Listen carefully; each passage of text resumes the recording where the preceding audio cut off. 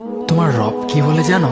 তুমি যাকে আমার চাইতে বেশি ভালোবাসবে, আমি তাকেই তোমার কাছ থেকে দূরে নিয়ে যাব আর তোমাকে বড্ড একা করে রাখবো। তিনি আরো বলেন, কখনো বলবে না যে তাকে ছাড়া আমি বাঁচবো না, কিন্তু আমি তোমাকে তাকে ছাড়াই বাঁচাবো। পিছনের সব আবেগ কেড়ে নিয়ে তোমাকে দিব্যি সামনে এগিয়ে নিয়ে যাব। তুমি কি দেখো নি, ঋতুরাও যে 2 মাস পর পর বদলাতে থাকে, ছায়া দেয়া গাছের পাতাও তো শুকিয়ে যায়, আর যখন সবর হারিয়ে ফেলে তখন ঝরে পড়ে। কিন্তু তোমার রব তো ধৈর্যশীল ও পরম দয়ালু। তিনি তো সেই ঝরে যাওয়া পাতার ঢাল থেকেও সবুজ পাতা গজান। তুমি কি দেখছো না তোমার স্রষ্টার এই নিদর্শন? যে মানুষটাকে তুমি নিজের জীবনের চাইতেও বেশি ভালোবাসতে, সেই মানুষটাও একদিন অচেনা হয়ে যায়, তোমার মন ভেঙে যায়, এমনকি বন্ধুর শত্রুতে পরিণত হয়। আর খানিক সময় পর শত্রু বন্ধুতে পরিণত হয়। যে মানুষটাকে তুমি নিজের জীবনের অংশ ভাবতে, সে মানুষটাও প্রতারণা করে।